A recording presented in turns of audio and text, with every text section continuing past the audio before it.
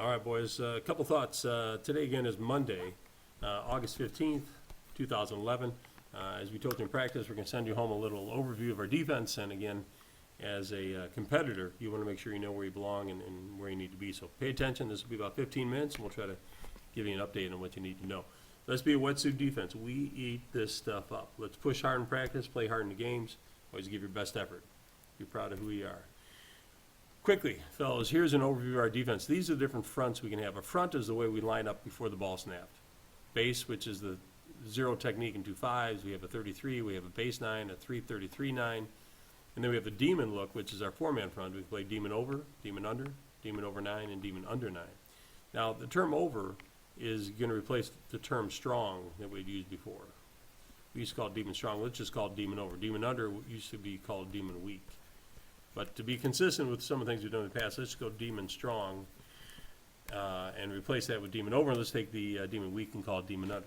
Now, line call means what is the line going to do when the ball snaps? After the ball snaps, when we call this in, we may angle you left or right. We could jet you, which is to avoid the blocker, get a field. We could pinch you, which means angle into the ball. Or we could flare you, which means angle away from the ball. We also have a shoot technique, which is an all-four crabbing technique designed to be used in short yardage situations. A stunt means what are we going to do after the ball snap? What can we do to complicate it for the offense? We can go bob, which is both outside backers, bib, both inside backers. If we call a Sam, Mike, or Will, then that backer will blitz through his assigned gap. Same thing with the bear joker. We can bring you one or both. Texas makes the X, remember. Lion is the Mike and the nose. Tiger is the tackle and a gap exchange responsibility. Tackle in gap exchange responsibility. That means you line up in a C and you rip to the B. Texas enter twice, don't need that. Zebra is a zone blitz, coffee is the corner blitz, fire is a free safety blitz, and twist is new. This is new today.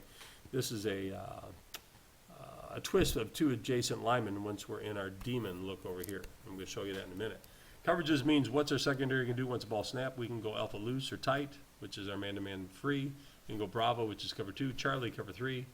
And if we see trips, we can Sam shift it, Joe shift it, or even just stay in our base alignment. See what happens. So looking quickly, boys, here's some of the fronts, right? This is a base 35. Maybe that's a 5 technique. That's a 5 technique, and when the center is there, our nose would line up on his nose. That's a 0 technique. So our base 35, which we're just going to call base, boys. We'll probably just refer to base. And base means we line up in this front with this look. Anytime there's confusion, always go to the base look. 33 means we're going to take our 5 tackles who are here, and now they're going to move down here before the ball snap. And they're going to line up in a 3 technique. That's a 3 technique. 2-3 techniques give us a look that we're calling 33. Again, the nose is in a 0. These guys will line up based upon coverages called. Base 9 means we line up with our 2 5s and a 0, which is we call our base. And 9 indicates that the bear is going to come up and play a 9 technique on the outside shoulder of the tight end. 2-point stance, low hat, and pad level. And the idea is to engage and to hassle this tight end with a quick short step, fast hands on his shoulder pads. Here's a 33-9 front. Again, here's 2 3s, a 0, and a 3. And again, here's a 9 technique by the bear. 339 would look like that. Now, demon over, this is the new one that we put in the other day. It's a 4-man front. You know, we had, in the previous slides, had a Mike backer. Well, the Mike now is going to become what we call the demon. We're the Red Devils, he's the demon. And if we call demon over, the demon, or who used to be the Mike, now goes down to a 3-point stance and plays a 3 technique to the call side. Demon over means demon strong, so he lines up in a 3 here. We have a 5 technique there, 1 technique here, and a 5 technique there. That's our demon front. And this is demon over because our demon is now to the tight end side. This would be a strong right call, and you see he's on the right-hand side. So here in this front, we have 4 men on level 1, which are our D linemen. We have 4 linebackers, and we have 3 deep behind it. A demon look. And again, demon over because the demon is to the tight end side. We can also go demon under where that Mike backer again who is here now goes and plays a 3 technique. Again, because the tight end is to the right, the strength is right, we'd make a strong right call. And if it's demon under, that means the demon goes to the weak side. And here you see him in a 3 technique here. A 5, a 3, a 1, and a 5 technique. This backer, important to note, really is a 10 backer. Remember that either shade of the center, either shoulder of the center is a 1. He's a A-gap player, and he's lined up off the ball. We call that a 10 technique. Here's the shoulder of the guard. He's the that's a 3 technique off the ball. That'd be a 30 linebacker right there. So 10s and 30s. Keep in mind also, fellas, and we had a little confusion with this today, that the gap closest to the center is the A gap. Since this nose is in the A gap, we don't need a Sam stacked behind him. And if that's the A gap and the Demon is in what we call the B gap, then the Will should know that in this defense, he'd line up in the A gap. The tackle's a C gap player, here's a B gap player, which is the Sam, so he lines up in the B. Here's our tackle here, he's a C gap player, and the D gaps belong to the bear and the Joker. So that's a Demon under.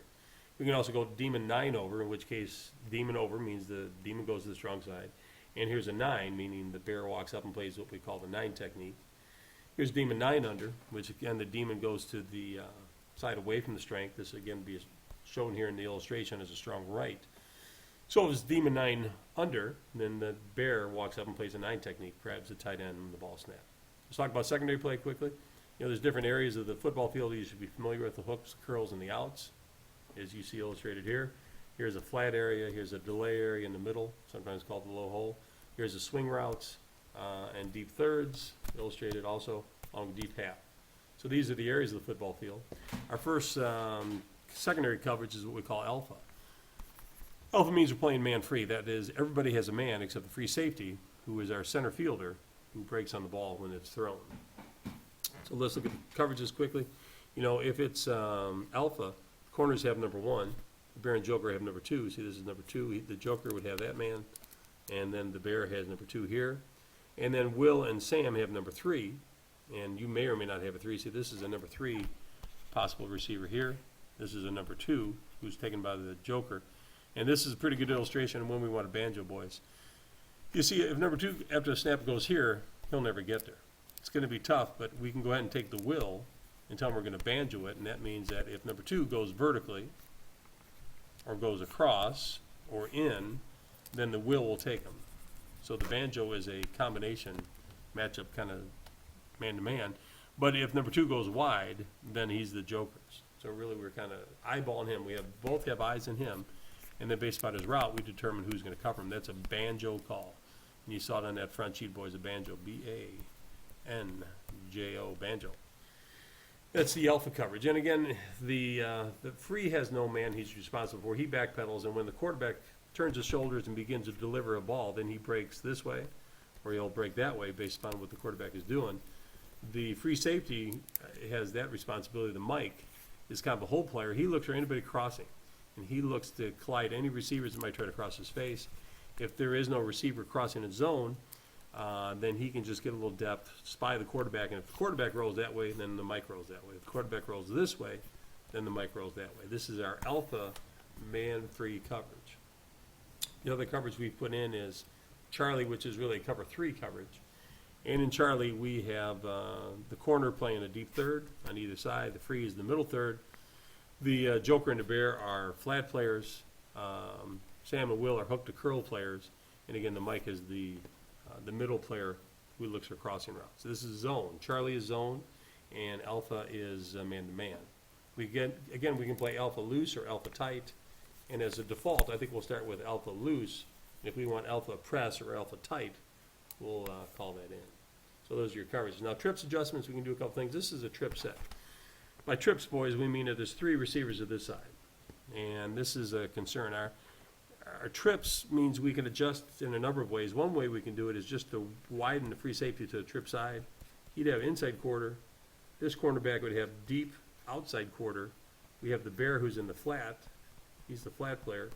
The Sam is the hook to curl player.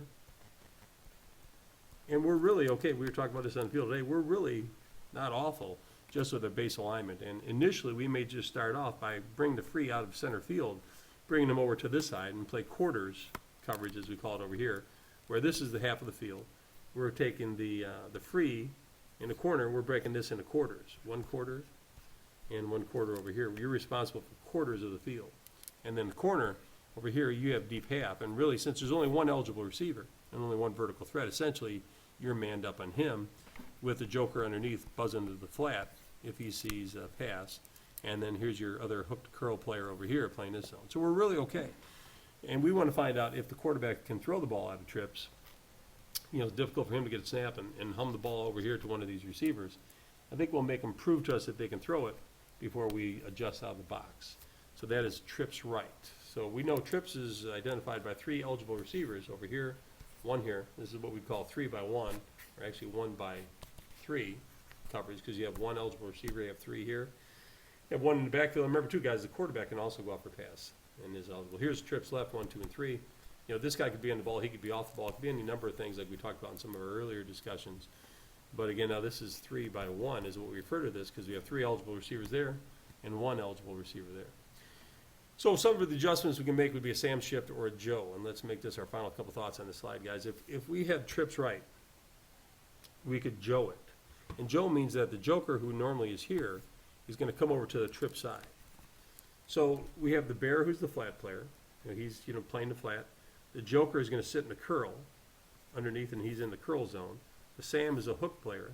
And again, over here, we're still playing quarters behind. The free plays the inside quarter of the field. So if we take this, which is now half, we split it in half again. This is 1 quarter, and that's another quarter. And they are deep players, guys. We got to make certain that the free in the corner know that they are pass first. Everybody else is run first, you're pass first. So we have a curl player, a hook player, and a flat player. And then we have the Mike, who's going to mirror the quarterback and break up any crossing routes. And over here we have hook to curl. And really, this is man-to-man on the backside. There's only 1 receiver. You're the corner. That's who you should have. So if we have a Joe adjustment, the joker, as in Joe, is going to go to the trip side, becomes a curl player, and lines up between 2 and 3. The bear, this should say 1, lines up between 1 and 2, and is the flat player. Between 1 and 2, and is the flat player. So that's a Joe adjustment. So if we tell you, boys, next time we see trips, we're going to go Joe it. This is how we would Joe. We'll bring the joker over to the trip side. The other thing we could do is we could just take our Sam out of the box. And in this case, this is a Sam shift. Remember, we said 1 adjustment is Joe it. This would be a Sam shift. The Sam, who normally is a 40 backer over here, we would shift him out of the box, and he would line up between number 2 and number 3. And he's a curl player, which is that zone, as you know, right back here. So on pass, he drop back to the curl. The bear would be in the flat. And again, 2 deep defenders, the corner and the free, who have to be deeper than anybody in the field, and have taken this 1/2 of the field and now broken into quarter sections. Corner has outside quarter, and the free has the inside quarter. Over here, essentially man-to-man. When you see this in a football drawing, fellas, it means that he is locked on him, and he's deep half. There's only 1 deep threat to this side of the football, and that's him. The joker will be underneath to the flat, and he's a hook player. So that's another adjustment we can add. We can Joe it, we can stay in our base, or Joe it, or we can go to Sam shift. And again, we could go trips left. There's any number of combinations we could see out of trips. He on the ball or off the ball. He could be on the ball or off the ball. But any times they have 3 receivers on one side and 1 to the other, we're going to call that trips. Let's see. Let's leave it at that, and we'll go part 2, and we'll talk about line calls here in a minute.